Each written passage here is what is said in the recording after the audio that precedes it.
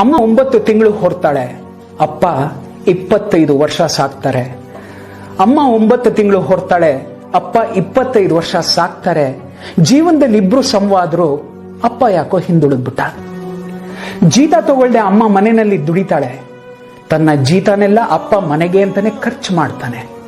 ಜೀತ ತಗೊಳ್ದೆ ಅಮ್ಮ ಮನೆಯಲ್ಲೇ ದುಡಿತಾಳೆ, ತನ್ನ ಜೀತನೆಲ್ಲ ಅಪ್ಪ ಮನೆಗೆ ಅಂತಾನೆ ಖರ್ಚು ಮಾಡ್ತಾನೆ. ಅಮ್ಮ ಅಪ್ಪ ಶ್ರಮ ಸಮವಾಗಿದ್ರು, ಅಪ್ಪ ಯಾಕೋ ಹಿಂದುಳಿದ್ಬಿಟ್ಟ. ಎಷ್ಟು ಬೇಕಾದ್ರೂ ಕೇಳೋ ಕಂದ ಅಂತ ಊಟ ಬಡಿಸೋ ಅಮ್ಮ, ಎಷ್ಟು ಬೇಕಾದ್ರೂ ಕೇಳೋ ಕಂದ ಅಂತ ಊಟ ಬಡಿಸೋ ಅಮ್ಮ, ಬೇಕಾದ್ದು ತಗೋ ಕೂಸೆ ಅಂತ ಎಲ್ಲ ಕೊಡ್ಸೋ ಅಪ್ಪ. ಅಮ್ಮ ಅಪ್ಪ ಪ್ರೀತಿ ಸಮವಾಗಿದ್ರು, ಅಪ್ಪ ಯಾಕೋ ಹಿಂದುಳಿದ್ಬಿಟ್ಟ. ಫೋನ್ನಲ್ಲಿ ಅಮ್ಮನ ಹೆಸರು ಏಟು ಬಿದ್ದಾಗ್ಲೂ ಅಮ್ಮ ಅನ್ನೋ ಕೂಗೋ ಕೂಗಲ್ಲೂ ಎಲ್ಲದರಲ್ಲೂ ಅವಳೆ. ಫೋನ್ನಲ್ಲಿ ಅಮ್ಮನ ಹೆಸರು ಏಟು ಬಿದ್ದಾಗ್ಲೂ ಅಮ್ಮ ಅಂತ ಕೂಗೋ ಕೂಗಲ್ಲೂ ಅವಳೇ ಇದ್ದಾಳೆ. ನಾವು ಬೇಕು ಬೇಕು ಬೇಕು ಅಂದಾಗ್ಲೆಲ್ಲ ಆನಂದದ ಉಯ್ಯಾಲೆಯಲ್ಲಿ ನಮ್ಮನ್ನ ತೂಗಾಡಿಸಿದ ತಂದೆ ತನ್ನ ಹೆಸರು ಮಕ್ಕಳು ಬಾಯಲ್ಲಿ ಬರ್ಲಿಲ್ವಲ್ಲ ಅಂತ ಯಾವತ್ತಾದ್ರೂ ಕೋಪಿಸ್ಕೊಂಡು ಕೂತ್ಕೊಂಡ? ಇಲ್ಲ.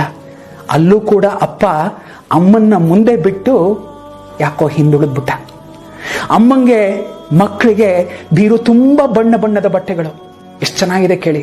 ಅಮ್ಮಂಗೆ ಮಕ್ಕಳಿಗೆ ಬೀರು ತುಂಬಾ ಬಣ್ಣ ಬಣ್ಣದ ಬಟ್ಟೆಗಳು, ಅಪ್ಪನ ಬಟ್ಟೆಗೆ ಅಲ್ಲಲ್ಲಿ ತ್ಯಾಪೆ ಬಿದ್ದ ಸೂಜಿ ದಾರದ ಬರೆಗಳು. ಅಮ್ಮಂಗೆ ಮಕ್ಕಳಿಗೆ ಬೀರು ತುಂಬಾ ಬಣ್ಣ ಬಣ್ಣದ ಬಟ್ಟೆಗಳು, ಅಪ್ಪನ ಬಟ್ಟೆಗೆ ಅಲ್ಲಲ್ಲಿ ತ್ಯಾಪೆ ಬಿದ್ದ ಸೂಜಿ ದಾರದ ಬರೆಗಳು.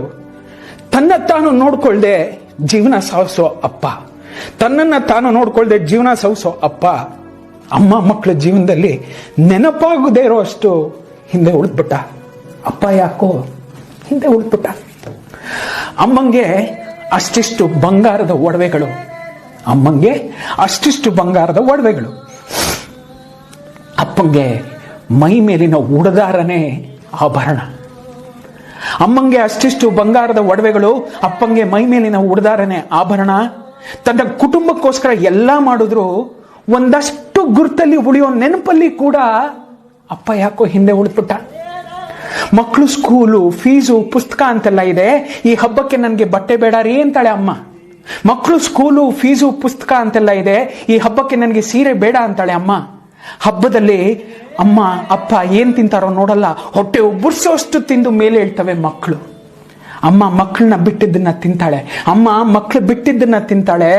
ಆದ್ರೆ ಅಪ್ಪ ಪಾತ್ರೆಯಲ್ಲಿ ಉಳ್ದ ಅಷ್ಟೋ ಇಷ್ಟಕ್ಕೋ ನೀರನ್ನ ಬೆರೆಸಿ ಕುಡ್ಕೋತಾನೆ. ಅಲ್ಲೂ ಅಪ್ಪ ಯಾಕೋ ಹಿಂದೆ ಉಳಿದ್ಬಿಟ್ಟ.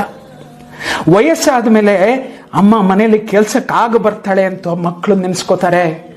ವಯಸ್ಸಾದ ಮೇಲೆ ಅಮ್ಮ ಮನೆಯಲ್ಲಿ ಕೆಲ್ಸಕ್ಕಾಗ ಬರ್ತಾಳೆ ಅಂತಾನೆ ಮಕ್ಕಳು ಸಾಕ್ತಾರೆ. ಆದ್ರೆ ಅಪ್ಪ ಕಾಲು ಮುರಿದು ಕುದ್ರೆ ಅವನೇನಕ್ಕೂ ಬೇಡ, ಅನ್ನಕ್ಕೆ ದಂಡ ಭೂಮಿಗೆ ಭಾರ ಅಂತ ಮಕ್ಕಳು ಅವನನ್ನ ಹಂತ ಹಂತವಾಗಿ ಸಾಯಿಸ್ಬಿಡ್ತಾರೆ.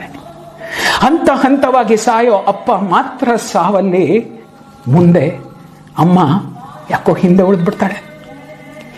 ಎಷ್ಟು ಚೆನ್ನಾಗಿದೆ ಅಂತಂದ್ರೆ ನಮ್ಮೆಲ್ರಿಗೂ ಬೆನ್ನೆಲುಬಾಗಿ ಅಪ್ಪ ನಿಲ್ತಾನೆ. ಡೌನ್ಲೋಡ್ ಮೋಜ್.